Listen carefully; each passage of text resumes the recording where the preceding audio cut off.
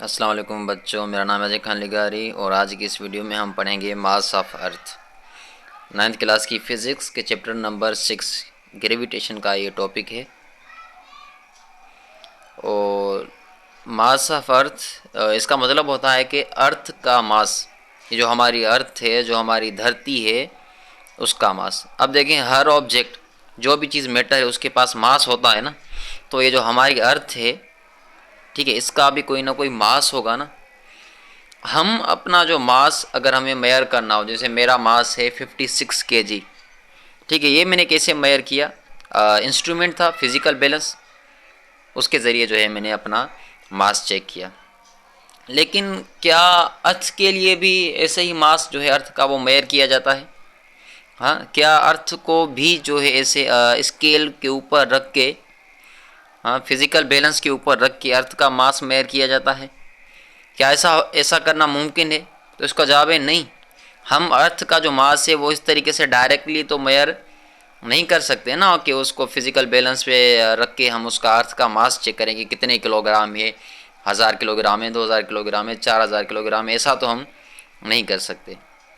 तो हमें कोई इनडायरेक्ट मेथड, डायरेक्ट मेथड नहीं, इनडायरेक्ट मेथड चाहिए जिसके ज़रिए हम अर्थ का मास मेयर कर सकें।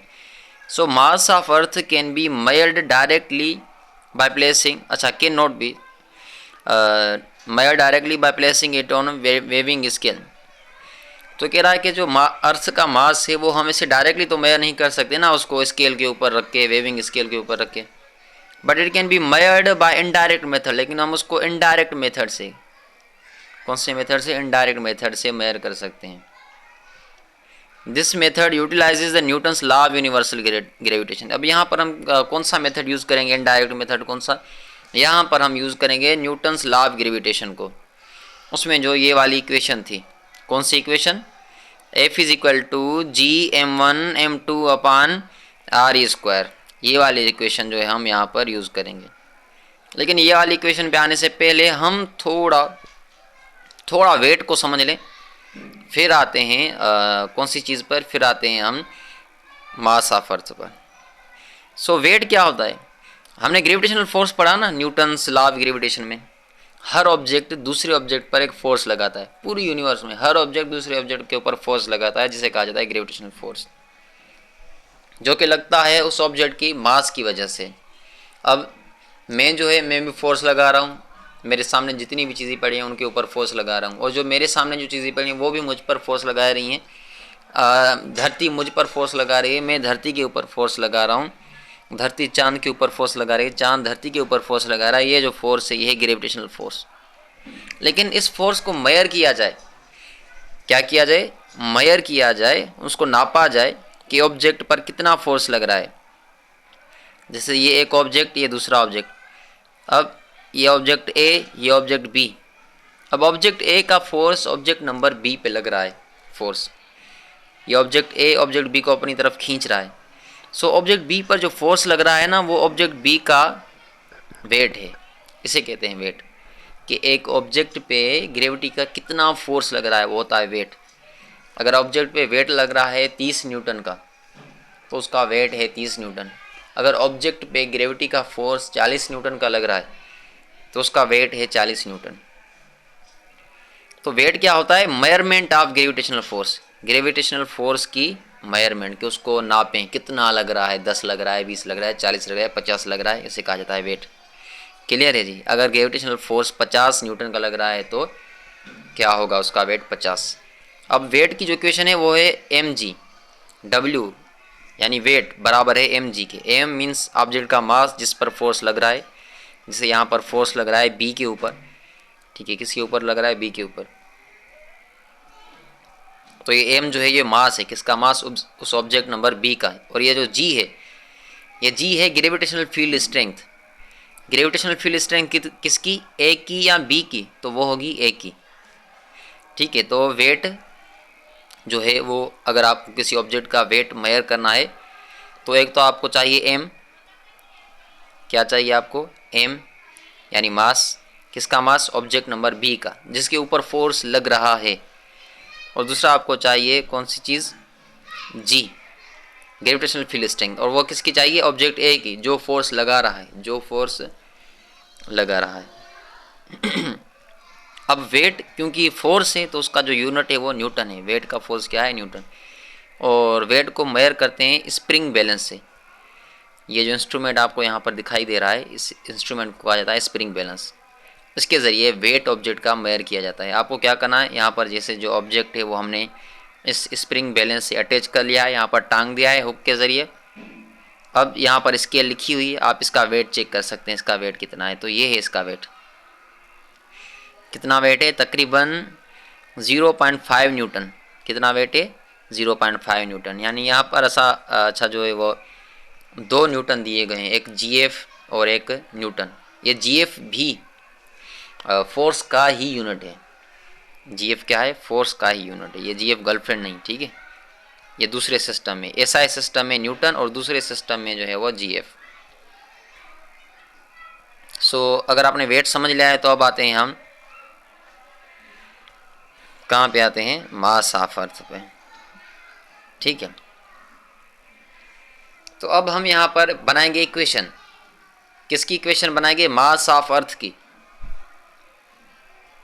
देखें, ये फर्ज करें ये जो ऑब्जेक्ट है ये वाला ग्रीन कलर में, ये है अर्थ, और ये एक ऑब्जेक्ट जो अर्थ के सरफेस पे रखा है, इसका मास है m, ठीक है। इस ऑब्जेक्ट का मास क्या है? m। अर्थ का मास क्या है? me, me यानी मास ऑफ अर्थ। और ये जो बीच वाली पॉइंट से सरफेस तक, बीच वाली पॉइंट से सरफेस तक जो फासला है, यहाँ से यहाँ फिर ये वाला फासला, इस फासले को कहेंगे रेडियस। और किसका रेडियस है ये? अर्थ का रेडियस, यानी R E, R E radius, R for radius, E for earth, earth का रेडियस। रेडियस मैंने आपको बताया होगा कि किसी भी ऑब्जेक्ट की बीच वाली पॉइंट से लेकर जो बाहर वाली पॉइंट होती है, यहाँ तक जो फासला होता है ये होता है रेडियस। तो ये जो अर्थ है ये ऑब्जेक्ट के ऊपर, इस ऑब्जेक्ट के ऊपर फोर्स लगा रही है, ठीक है। क्या लगा रही है? फोर्स लगा रही है। और इसको हम कहेंगे इस ऑब्जेक्ट का वेट। सो अर्थ का जो मास है वो मेजर करेंगे हम इस इक्वेशन से। ये कौन सी इक्वेशन थी? ये इक्वेशन थी न्यूटन्स लॉ ऑफ ग्रेविटेशन वाली। ये एफ यानी जो फोर्स जो अर्थ लगा रही है इस ऑब्जेक्ट के ऊपर, वो बराबर है जी m1 यानी अर्थ का मास, m2 यानी इस ऑब्जेक्ट का मास, ये वाला, ठीक है, ये वाला ऑब्जेक्ट इसका मास, और आर स्क्वायर यानी इन दोनों के सेंटर्स के बीच में जो फासला है, इन दोनों के सेंटर्स के बीच में जो फासला है, ये वाला फासला। तो इसी इक्वेशन से हमें बनानी है अर्थ की इक्वेशन, अर्थ के मास की इक्वेशन। अब m1 जो है वो अर्थ का मास है, यानी इस इक्वेशन को क्या करना पड़ेगा? रीअरेंज, है ना। जैसे फर्ज करें ये इक्वेशन है W is equal to m g. ये किसकी इक्वेशन है? W is equal to m g. ये है वेट की इक्वेशन। मुझे कैसे पता चला ये वेट की इक्वेशन है? क्योंकि बराबर के एक साइड पे, कौन सी साइड? लेफ्ट साइड पे जो चीज़ पड़ी है वो है W। तो ये इक्वेशन किसकी हो गई? W की हो गई, वेट की हो गई। सो अगर हमें क्या करना है, अगर हमें m1 की इक्वेशन बनानी है तो हमें इस इक्वेशन को रीअरेंज करना पड़ेगा। और रीअरेंज हम कैसे करते हैं? जो चीज़ ऊपर पड़ी होती है उसको हम हाथ नहीं लगाते, जी को इस तरफ ले आएंगे, m2 को भी इस तरफ ले आएंगे, और आर स्क्वायर को भी इस तरफ ले आएंगे। लेकिन उससे पहले यहाँ पर हम क्या करते हैं, ये जो इक्वेशन है उसको इस तरीके से लिखेंगे, f सेम लिखेंगे, g वो भी सेम लिखेंगे, और जो अर्थ का मास है उसको हम इस तरीके से लिखेंगे me, और जो दूसरी ऑब्जेक्ट का मास है उसको सिंपल m लिखेंगे, ठीक है। या दूसरी ऑब्जेक्ट का मास वो सिंपल m, जो अर्थ का मास है उसको हमने क्या कैसे लिखा है? me। और ये जो फासला है ये कौन सा फासला है? ये अर्थ का रेडियस है। ये जो फासला है ये अर्थ का ही रेडियस है, आर ई। तो हम आर स्क्वायर की जगह पे हम यहाँ पर क्या रखेंगे? आर ई स्क्वायर रखेंगे। क्लियर हो गया जी? अब उसके बाद हमें पता है कि जो फोर्स है, ग्रेविटेशनल फोर्स, वो बराबर होता है उस ऑब्जेक्ट के वेट के ऊपर। यानी इस ऑब्जेक्ट पर जो धरती फोर्स लगा रही है, ग्रेविटेशनल फोर्स, उसी फोर्स को ही हम क्या कहते हैं, वेट कहते हैं। इस ऑब्जेक्ट का वेट कहते हैं। जो जितना फोर्स लगेगा उतना ही वेट होगा। फोर्स मैंने आपको बताया ना, फोर्स 30 न्यूटन का लग रहा है तो वेट भी 30 न्यूटन, फोर्स 40 का लग रहा है तो वेट भी 40, फोर्स 50 न्यूटन लग रहा है तो वेट भी कितना होगा, 50 न्यूटन होगा ऑब्जेक्ट का। सो फोर्स बराबर है वेट के, और वेट बराबर होता है WmG के, ये भी हमें मालूम है। क्लियर जी। फोर्स बराबर है W के और W बराबर है mg के। तो हम उस वाली इक्वेशन पे, ये वाली जो इक्वेशन थी, यहाँ पर फोर्स की जगह पे क्या लिखेंगे, mg, क्योंकि फोर्स बराबर है W के और W बराबर है mg के। फोर्स की जगह पे रखेंगे W, फिर W की जगह पे रखेंगे mg। तो यहाँ पर फोर्स था तो फोर्स की जगह पर यहाँ पर हमने क्या रखा, W, फिर W की जगह पे हमने यहाँ पर क्या रखा, mg रखा। अब यहाँ पर भी m मौजूद है और बराबर के इस साइड पे भी m मौजूद है, ये m यहाँ भी मौजूद है और बराबर के इस साइड भी मौजूद है। अच्छा, अगर फर्ज करें आपके पास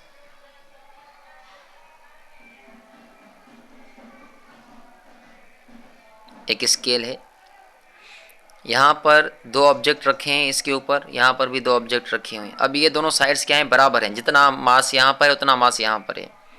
तो अगर मैं यहाँ से एक ऑब्जेक्ट हटाऊँ तो अब ये दोनों साइड्स क्या बराबर रहेंगी, तो ये दोनों साइड बराबर नहीं रहेंगी। मुझे दोनों को बराबर करने के लिए यहाँ से भी एक ऑब्जेक्ट हटाना पड़ेगा। अब फिर से ये दोनों साइड्स क्या हो जाएंगी, बराबर हो जाएंगी। तो यहाँ पर जो m है, ये वाली और ये वाली, अगर मैं इस m को हटाता हूँ तो ये दोनों साइड्स अब बराबर नहीं रही, ये बराबर नहीं रही, क्योंकि m को मैंने हटा लिया। पहले बराबर थी, अब m को हटाया तो ये बराबर नहीं रही। फिर मुझे यहाँ से भी m को हटाना पड़ेगा, अब ये क्या हो जाएंगी, बराबर हो जाएंगी। तो अब क्या बचा, G is equal to capital G m/e और r² हमें क्या चाहिए, हमें चाहिए m/e, यानी मास ऑफ अर्थ की इक्वेशन। कौन सी इक्वेशन, मास ऑफ अर्थ की इक्वेशन। सो हम क्या करेंगे, मास ऑफ अर्थ, क्योंकि ऊपर की तरफ पड़ा है तो इसको हाथ नहीं लगाएंगे, r² को इधर ले आएंगे और G को भी इधर ले आएंगे। अब r² नीचे पड़ा है तो इसको इधर ले आएंगे तो ये मल्टीप्लाई हो जाएगा। यहाँ पर डिवीजन में m/e के साथ डिवाइड हो रहा है और यहाँ पर आएगा तो G के साथ मल्टीप्लाई होगा। सो ये यहाँ पर आकर G के साथ क्या हो रहा है, मल्टीप्लाई, और ये जो G है ये m/e के साथ मल्टीप्लाई हो रही है। ये जो G है वो m/e के साथ क्या हो रही है, मल्टीप्लाई हो रही है। अगर G यहाँ आएगी बराबर के इस साइड तो ये G यहाँ पर डिवाइड होगी, तो ये G यहाँ पर क्या हो रही है, डिवाइड हो रही है।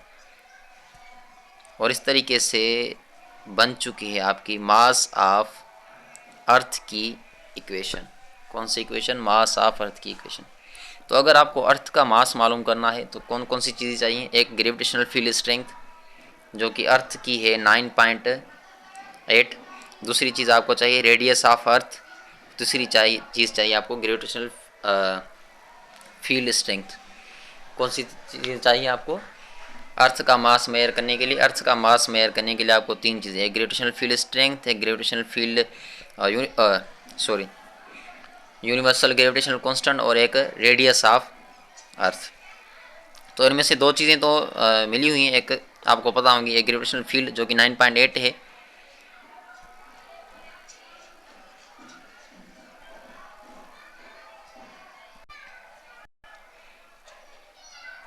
और दूसरी चीज़ है ये ग्रेविटेशनल कांस्टेंट, और इसकी वैल्यू भी आपको पता है। तो जो G है वो मिली हुई है, ग्रेविटेशनल कांस्टेंट वो भी आपको पता है 6.674 × 10⁻11, और लास्ट में जो रेडियस ऑफ अर्थ वो भी यहाँ पर मिला हुआ है। रेडियस ऑफ अर्थ कितना है, 6.38 × 10⁻6 मीटर, इतना है अर्थ का रेडियस।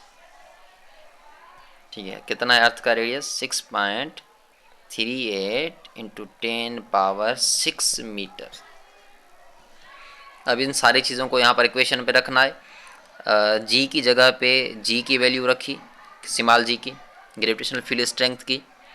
उसके अलावा रेडियस ऑफ अर्थ की जगह पे रेडियस ऑफ अर्थ की वैल्यू रखी जो है 6.38 × 10⁻6, और यहाँ पर स्क्वायर लगा दिया क्योंकि रेडियस ऑफ अर्थ के ऊपर स्क्वायर था, उसके बाद यहाँ पर रखी जी की वैल्यू जो है 6.673 इंटू 10⁻11। अब ये सारा सोल्व करने के बाद जो जवाब आएगा वो आएगा ये। तो मास ऑफ अर्थ है 6.0 इंटू 10⁻24 kg, यानी 6 को कितने ज़ीरोज़ दे दें आप, 24 ज़ीरो, तो इतने केजी होता है अर्थ का मास। कितना ज़्यादा मास है, 6.0 इंटू 10⁻24 kg। क्लियर है जी। तो ये था मास ऑफ अर्थ का टॉपिक। इसके अलावा और क्या है यहाँ पर इस इक्वेशन में, ये प्रॉब्लम है। मिलते हैं अगली वीडियो में। खुदा हाफिज़।